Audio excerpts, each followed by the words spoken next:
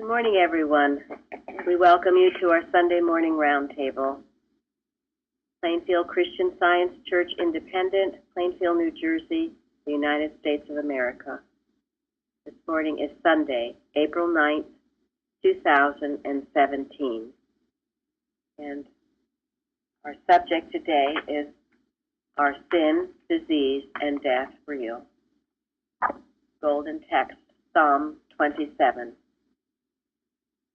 The Lord is my light and my salvation. Whom shall I fear? The Lord is the strength of my life. Of whom shall I be afraid? Now, just a moment before we get started. I guess in the Christian world, today is Palm Sunday, and perhaps some of you have heard bombings of some Christian churches in Egypt. This time is notoriously known as an Antichrist period, the time before the belief of the crucifixion, and we as scientists must handle it and neutralize it. Many of us, for years really, have felt it more intensely at this time, the hatred of the Christ. It's not the truth. It's a mortal mind belief, but it would seem to be in mortal mind atmosphere, and it must be seen for what it is and neutralized. Mrs. Eddy speaks about it in Science and Health, and she says that Antichrist thought what it tried to do to Jesus only raised him up to a zenith point, raised him up higher, didn't it? And proved to all his enemies that there is no such thing as sin, disease, or death. Anyone want to comment? I read something this morning from Martha Wilcox. And it's just a very short paragraph, if I could just share that with you. Please. There is nothing external to consciousness to change or to deal with or to be afraid of. There is no time, no waiting for things to be better, no process by which to make them better. There is nothing going on outside of consciousness, and all that is going on as consciousness is mind, consciously being man and the universe.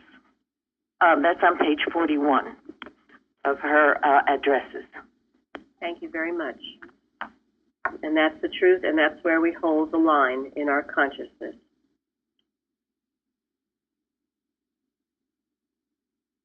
All right, anyone would like to comment?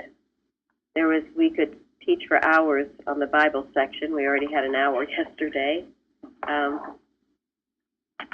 But anyone want to say anything about the Bible section, responsive reading of this week's lesson? What did you write in the forum, Gary? Well, the idea that if a problem confronts us, and there's an article about this featured on the cover page of the website. When an article confronts you, what's your initial response? Do you complain? Or do you thank God for the opportunity to correct something? This idea of having a positive expectancy, Jesus implored people, be not afraid, weep not. But before he raised Lazarus from the dead, he thanked God. This positive expectancy really is essential for healing. And why? Because if you're not expecting God to be in control, then you don't have a basis for a healing. Then you're still lost in the mire. So this is really, it took me years to get to where I could see that if I don't have a positive expectation in the face of whatever problem comes at me, then I'm sunk. And it requires this positive expectation in order to let God in order to let the truth in.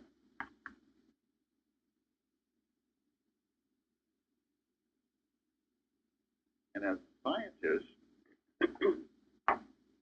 there's no choice.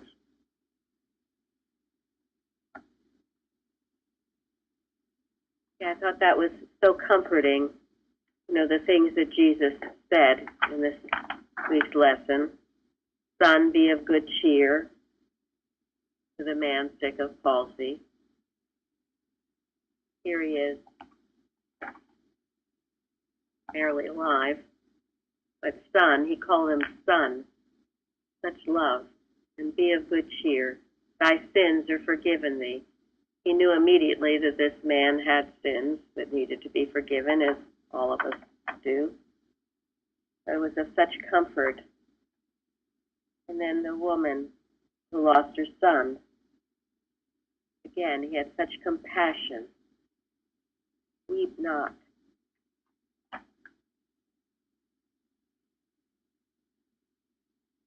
So, when we are confronted with any problem, remember this love and this compassion, because that's what heals. And again, over and over and over in the Bible, fear not. I sometimes have thought that no matter what happens, we have a safety net. Because, even if your worst scenario comes upon you, worst possible thing you could ever think of, and Lord knows we probably all do that to ourselves, well, you're going to find out sooner or later that it wasn't true. You're going to wake up out of it. So that's why fear not. Go beyond your worst scenario to the awakening, to that part. Because look what happened to Jesus. We talk about worst scenario, right? Worst scenario. What worst thing could happen to anybody? And yet, right beyond that was the resurrection. Resurrection morn. The proof that we are indeed the sons and daughters of God, and nothing but His love has ever touched us. So, live your life now as the resurrection morn, not in fear of what might happen, or crying because you think it's going to happen, but in peace and serenity of mind, because you know if it's not of God, it can never really touch you. It just can't. You'll find it out sooner or later. So why not sooner and later? And I love that Psalm 27. It's, again, a camp against me. My heart shall not fear. Though war should rise against me, in this will I be confident. The worst thing's happening, and still not to fear. And Bruce wrote about it on the forum, and I love this thought. One thing have I desired of the Lord. Go ahead, Bruce. Stated in 3 parts, that he would dwell in the house of the Lord all his days, behold the beauty of the Lord, and to inquire in his temple. And I also have been comforted numerous times by this passage. If there ever thought that I wanted to go somewhere and do something or have something, David's one desire, to stay close to God and feel that he is close to us, and he most certainly is. The desire to have an acknowledgement and a feeling that it is true is such a sanctifying faith. And to behold God's beauty, it's all around us everywhere. We just open our eyes and be receptive to it. to inquire in his temple. I can't tell you how many times I've asked other people for their opinions, thinking that that was going to guide me, and just to be very sadly disappointed. What is better than anything else is that spiritual sense that God speaks to us through. That is the unmistakable guidance in our state. David obviously knew it. He was known as a warrior king. He did a lot of fighting. He had many victories. But he knew where his strength came from. And he had the humility to acknowledge it and to follow it as best he saw the light. That's his legacy here in Psalm 27. What a precious psalm this is. It is. It is so beautiful. Go ahead. Yeah, and today, you know, we're called upon to be warriors. It may not be a battle with guns or arrows or spears, but it's a battle against false beliefs, a battle against spiritual wickedness in high places, a battle against, inhumanity. So we've got a lot of battles that we are called upon, right? And the battle is the Lord's. That's the key to the whole thing. So in Gary's testimony on Wednesday, we get up in the morning, you wonder what you have to do during the day. You can think about, well, this is what you have to do during the day. So your one desire, and that is to dwell in God's house. The 91st Psalm, dwell in that secret place of the Most High.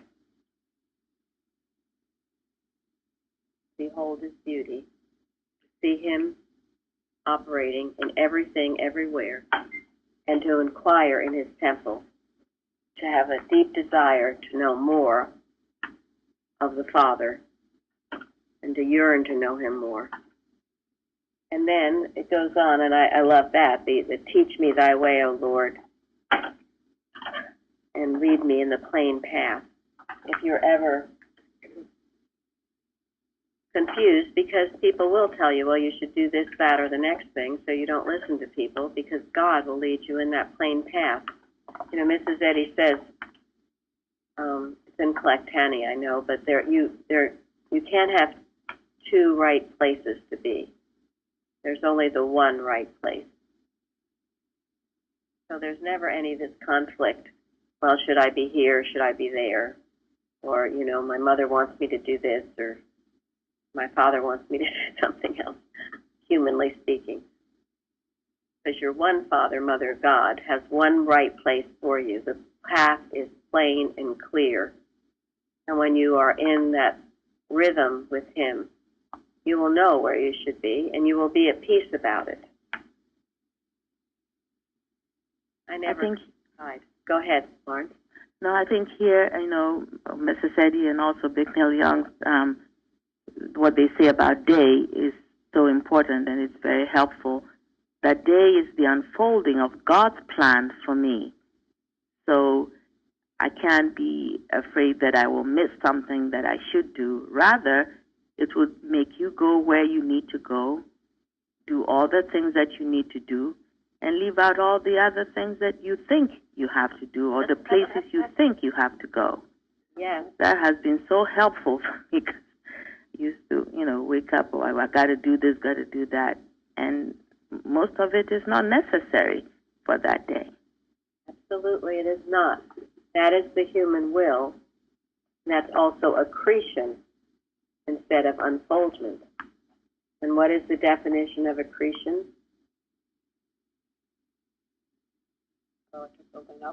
Yes, piling on. Piling on, adding on. Keeping matter upon matter. Yes, you were willfully adding on or willfully thinking you have to do this, that, or the next thing, or buy this, that, or the next thing, or however else you want to add on, rather than having it unfold as a demonstration from God. And that unfolding, it says, is in calmness, a perfect arrangement, and harmony. I mean, what could be better than that? Yes. What could be better than that? And Jeremy, what did you write about on the form? Well, I was thinking about how it says, I will uphold thee with the right hand of my righteousness, and I got thinking about how a handshake is originated as a gesture of peace, basically showing you don't have a sword in your hand. And thinking about him holding our hand, then it started making sense to me why it's called the sword of truth. He's holding our hand, he's truth. And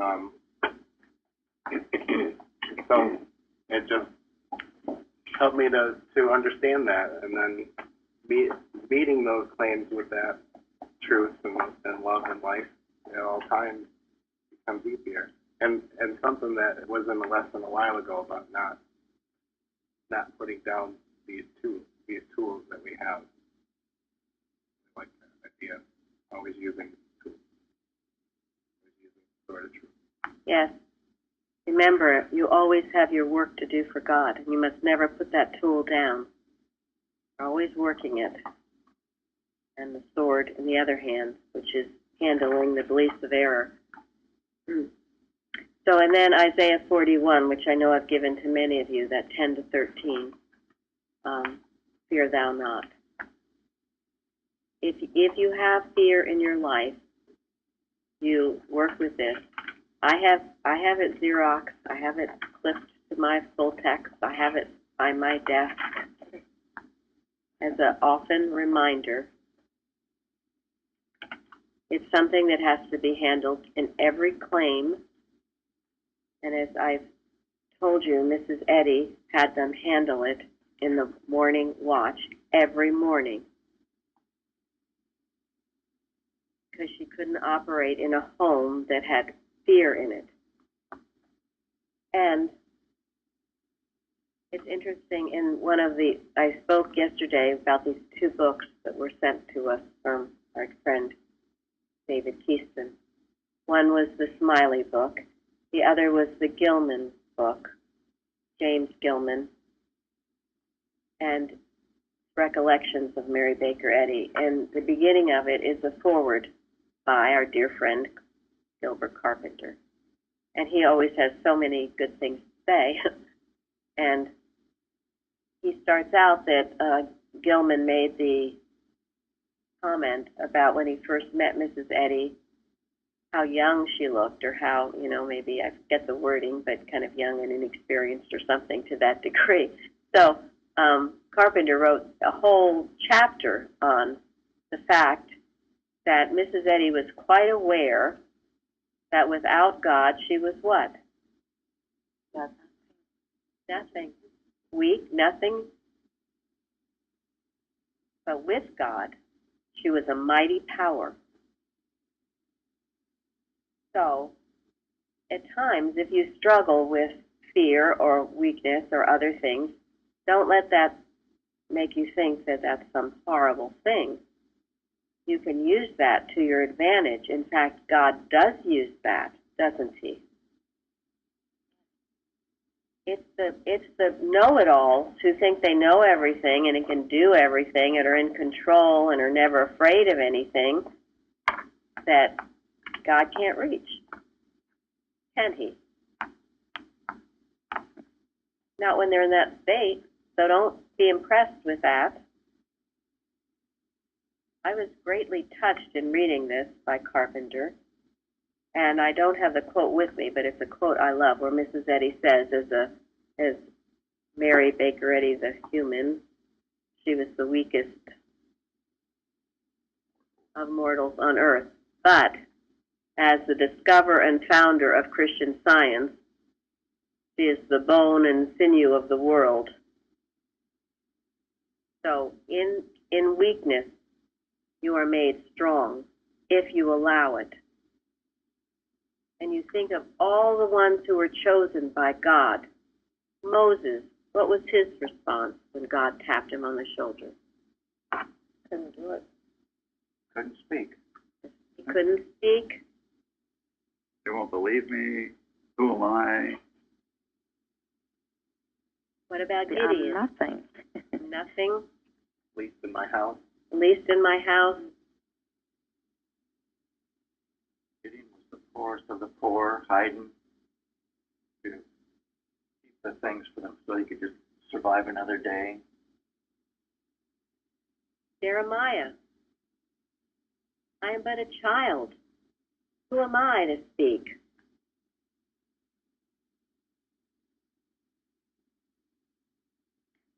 So that is the state of grace that God uses. Go ahead, Florence.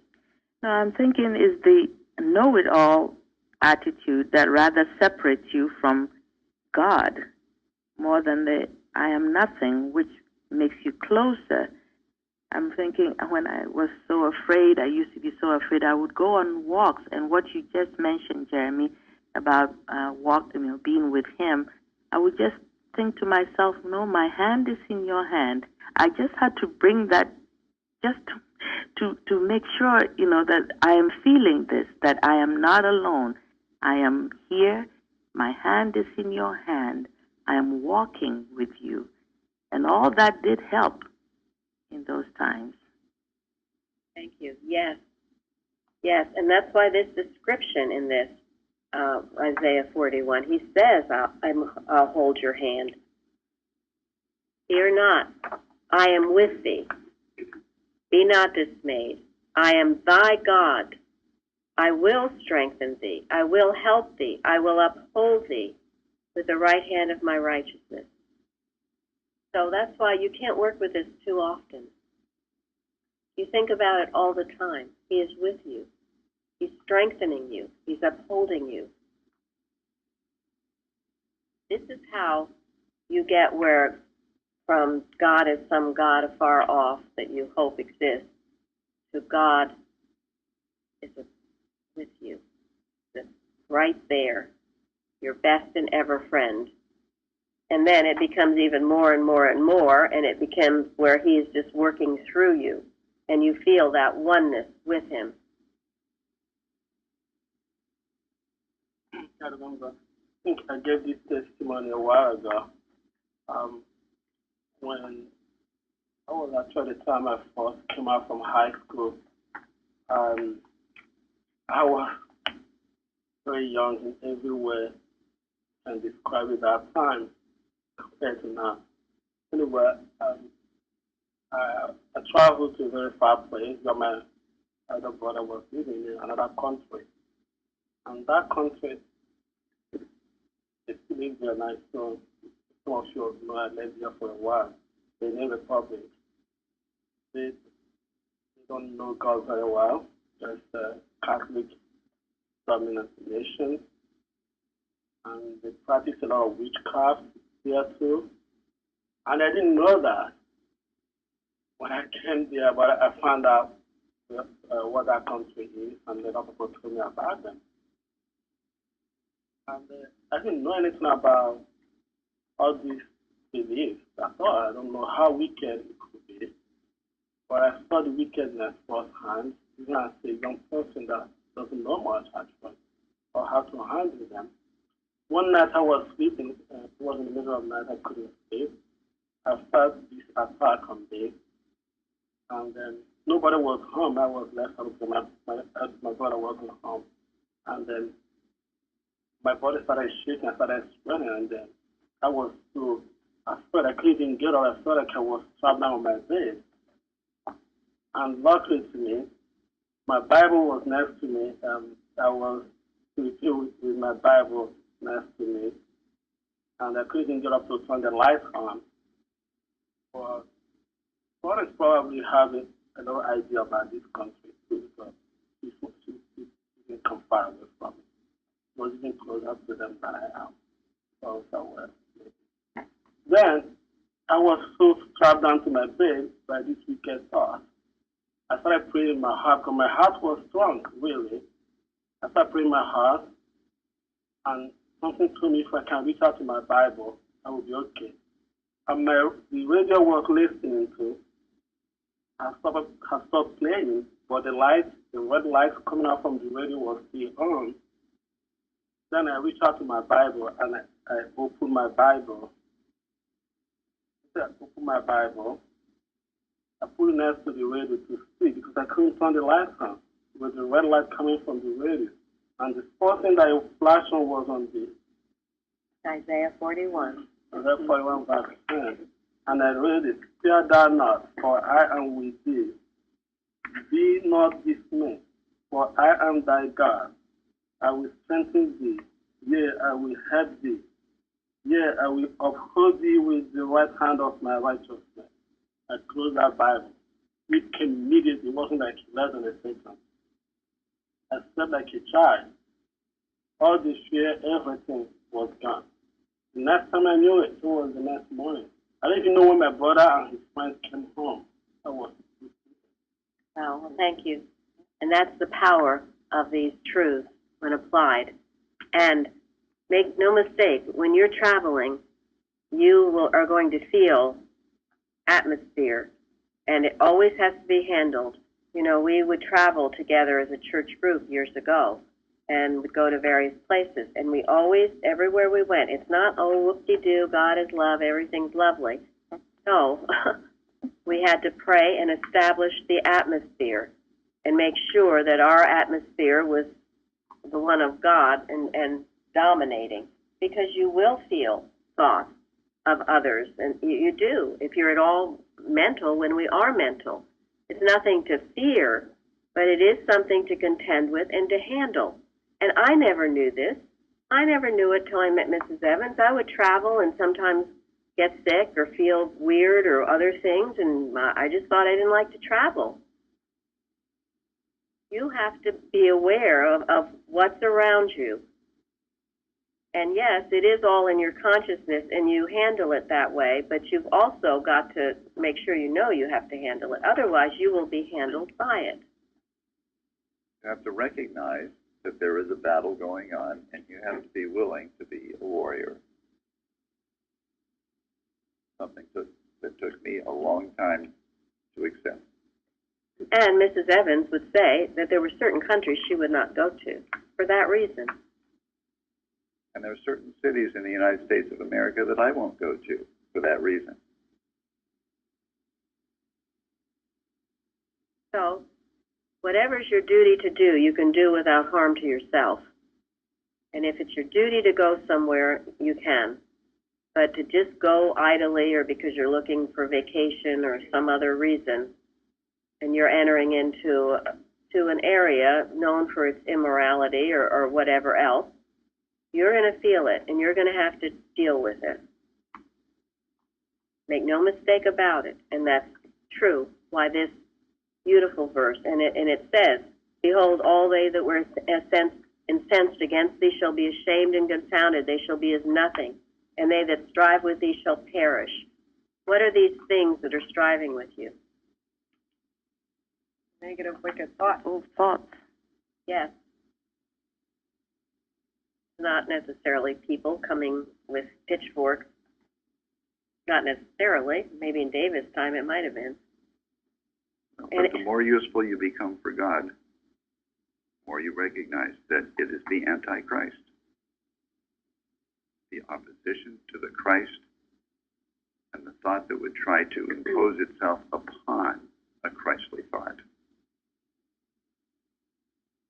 This is so true. Go ahead. Oh, you go ahead. Well, I'm just remembering one place I went that I couldn't wait to get out of there, and now I understand why.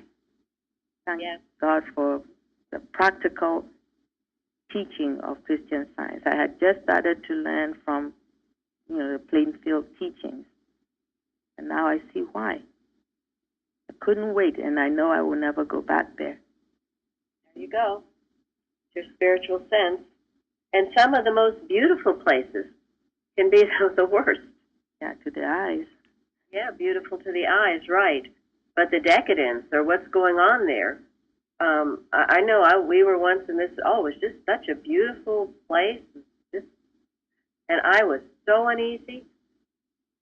It was all I could do. I couldn't sleep, and I was so glad to get out of there. I just felt something not right. And at that point, it was a vacation, so why expose myself to that? Yeah.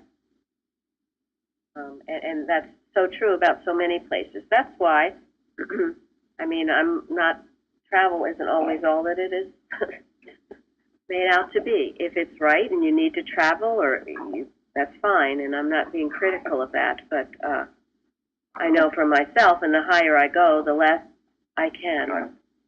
So, this is what this is about, and we must be aware of how the error would work. Tremendous opposition all week. Many of us were attacked, especially here in this church, too. Are sin, disease, and death real? And we can laugh and know that it is unreal, and we are not afraid of whatever it tries to do or say, because it isn't the truth. God is surrounding us in His love. And, as I said, anything that would rise up against us, God is there for us to destroy. We are in His love and in His care. Yes, please. Verse 11 said, "What rise against thee, be ashamed and confounded, it shall be as nothing. They that strive with thee shall perish." At first reading, I felt kind of, wow, that's mean. And I was being, it's kind of hard for me to digest it. But I realized that if that's not God doing it, it's error's own verdict on itself, basically.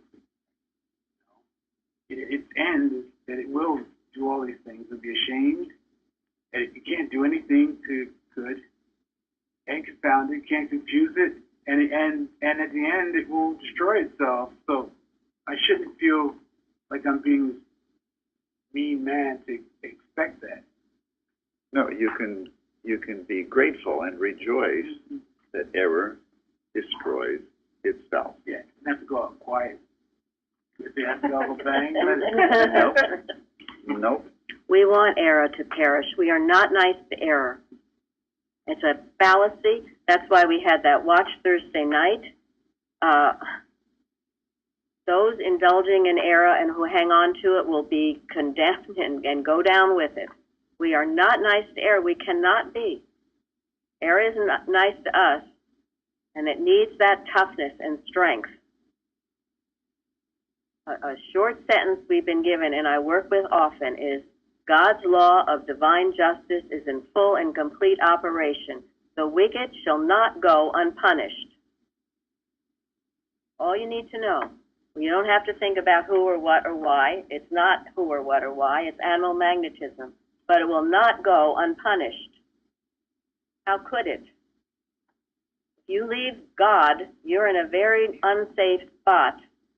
And that error will go back on itself and destroy itself.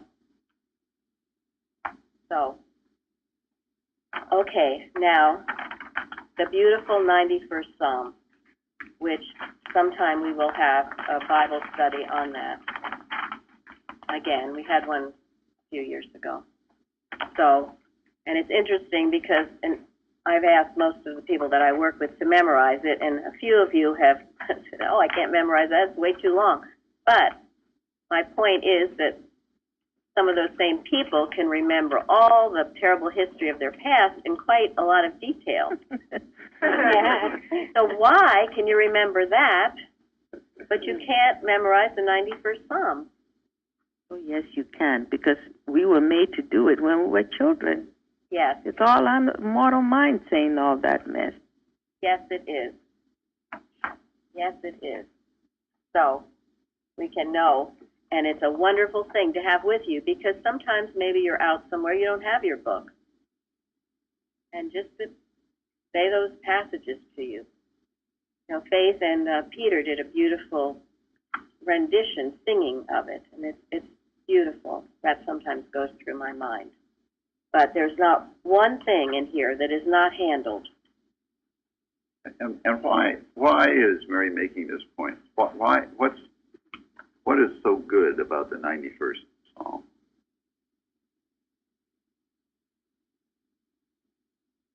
Christian scientists, our job in the world today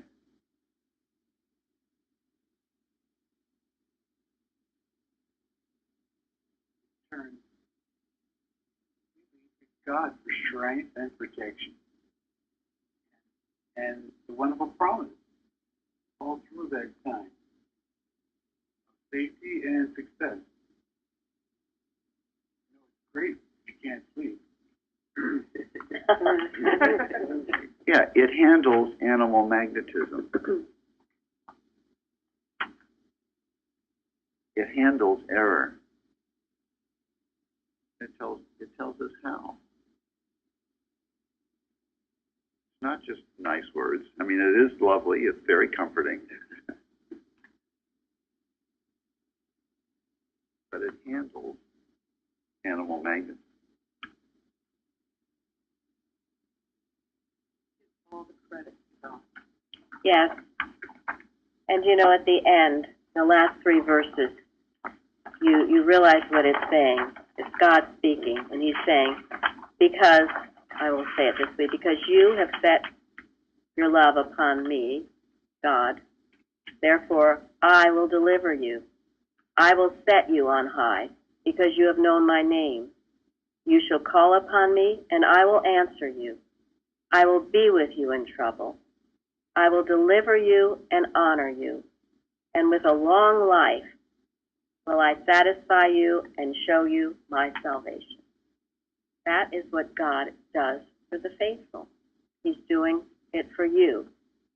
And as our golden text says, the Lord is my light and my salvation. Whom shall I fear? The Lord is the strength of my life. Of whom shall I be afraid? We don't look to the body for our strength. We don't look to anything else but God. When we're knowing first thing in the morning that God is your mind and then God is your life, the only life, He is the strength of your life. He's the strength of your heart. He's the strength of your body. He's the strength of your thought. He is your strength entirely. And in that strength, there is great protection and power and every good thing that you need. So remember that. And remember, too, this simple lesson. Spend more time thinking about the 91st Psalm than you do on your past history or your complaints in life, and you will memorize it easily.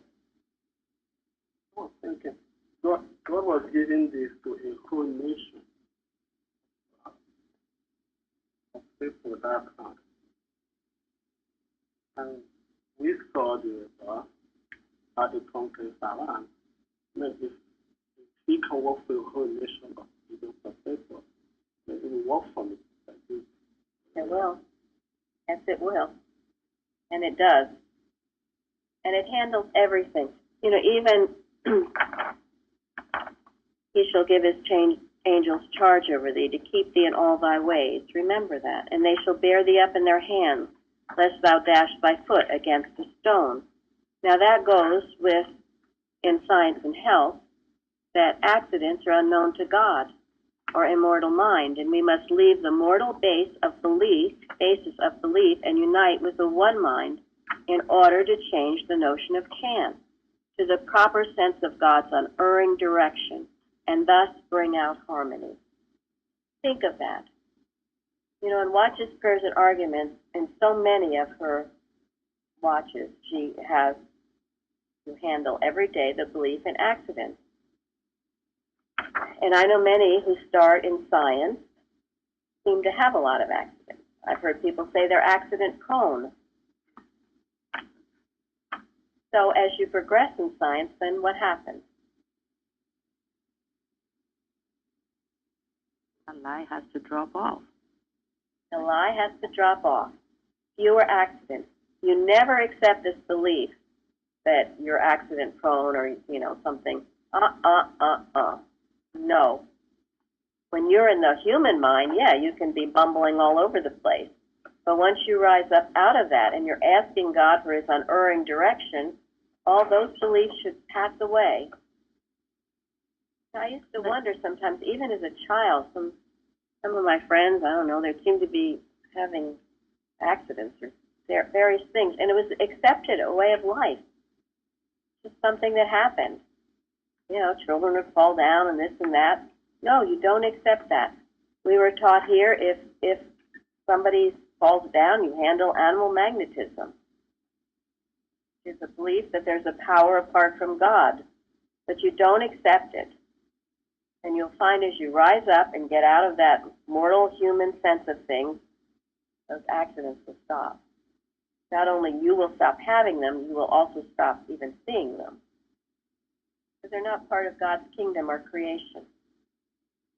So, The thought of being in that secret place of the Most High, in God all the time, I mean, what can enter there? Nothing. nothing. Yes.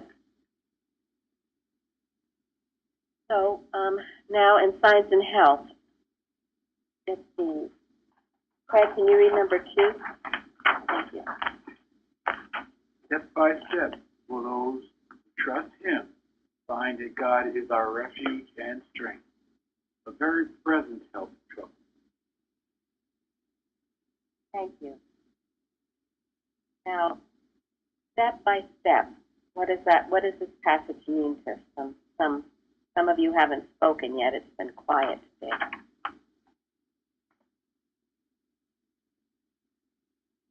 Means in your journey you find this truth as you go along by overcoming the small things that may come to you, the small problems. You don't have to know everything right away, but based on your own experience, as you overcome small obstacles, that's how you come to this understanding. Thank you. Very good. Yes. We don't all leap into the kingdom of heaven in one giant leap. We don't learn everything there is to know about God in one reading of the textbook. It's a lifelong journey. And we need to have patience as well as perseverance. Thank you. Step by step could also mean what we are giving up. Giving up your belief in medicine,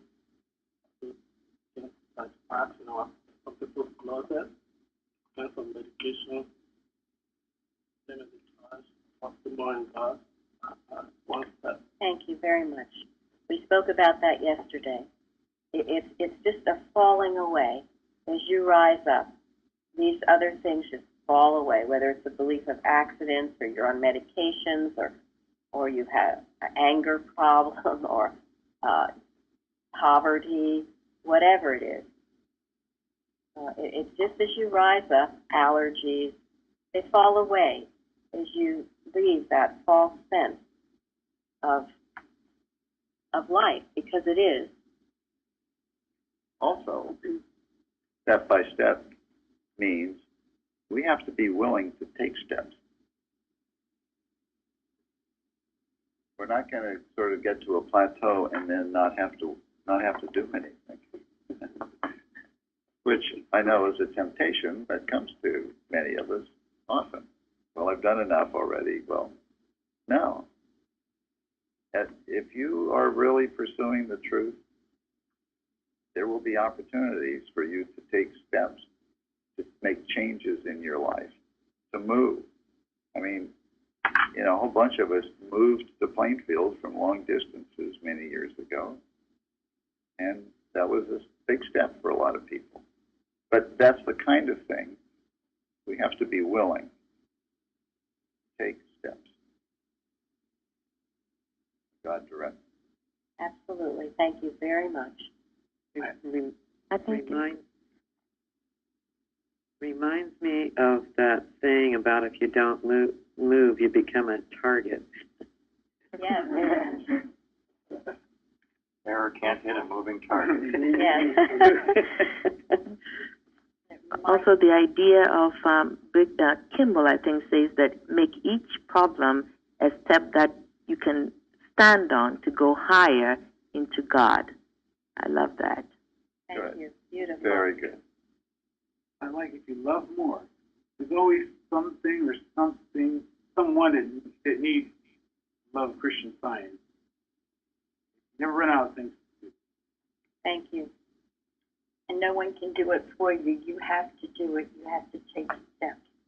Yeah, no one can take steps for you. You've got to take those steps. You have to do it. And what is that? There's one light enough or one step enough for me. You always have one light enough to take the next step.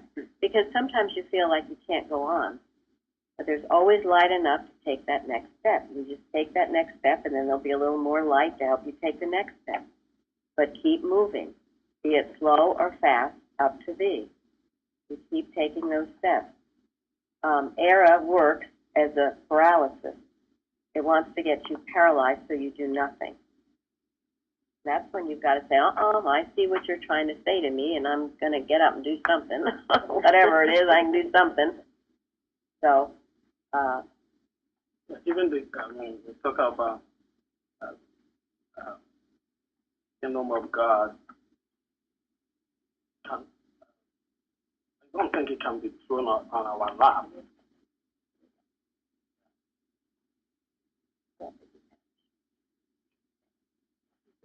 I don't think he will be thrown on our lap. We have to fix it. We have to work for it. When the Bible says, the correct application for it, but it says, the kingdom of God suffers violence, and only the violence take it by force. Sometimes, work hard and push yourself. These things that your body doesn't like if you're on medication, if you're afraid that if you leave it for a week, you relax or something in the body. Yeah, do it. Take that step, and you will see we never go back to it. that's the trust in God. But again, following Him. And if you even have to take baby steps, that's okay. Whatever you do, just keep moving. And the other thing I found is in this step-by-step, it's also focusing. Focus on the moment. Error will come to you, and it'll say, well, what's going to happen tomorrow? Or, I got to go to work tomorrow. I got to do this. Or what's going to happen in an hour from now? Or it's just always pushing you. Or telling you to think about the past. And look what happened last week. Happened last week, it'll happen again. Whoa, whoa, whoa, whoa, whoa. Shut up. Shut it up and shut it down. The only way to do that is to focus on what you're doing.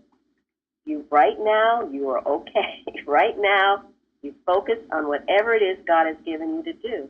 And you shut out all those other voices because it's relentless if you let it in.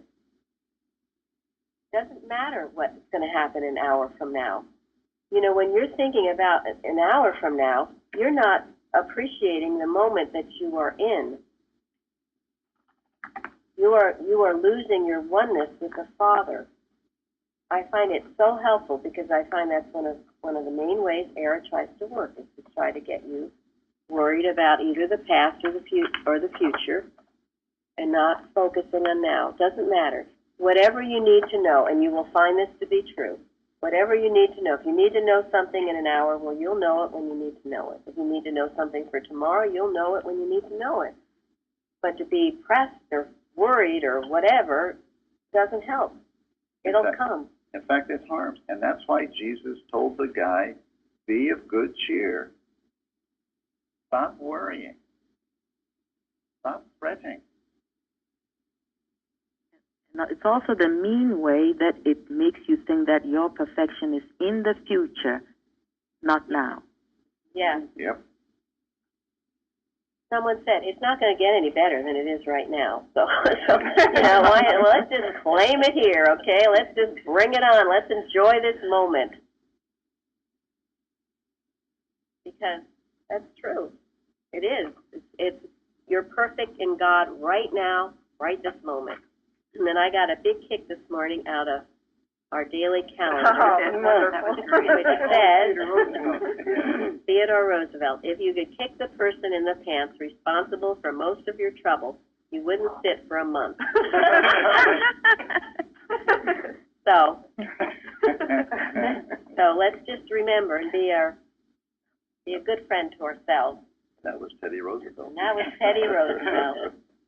So we will rejoice. We're not without problems, but we meet them with this power and presence of the Lord Almighty. And He's always with us, as this lesson says over and over again. And anything else is a waking dream shadow, a dark image of mortal thought, which flees before the light of truth. Gary will end with page 495 of Recapitulation in Science and Health. When the illusion of sickness or sin tempts you, cling steadfastly to God and His idea. Allow nothing but His likeness to abide in your thought. Let neither fear nor doubt overshadow your clear sense and calm trust that the recognition of life harmonious as life eternally is can destroy any painful sense of or belief in that which life is not. Let Christian Science, instead of corporeal sense, support your understanding of being, and this understanding will supplant error with truth, replace mortality with immortality, and silence discord with harmony. Thank you. Thank you. Thank you. Thank you. Good class. Good session.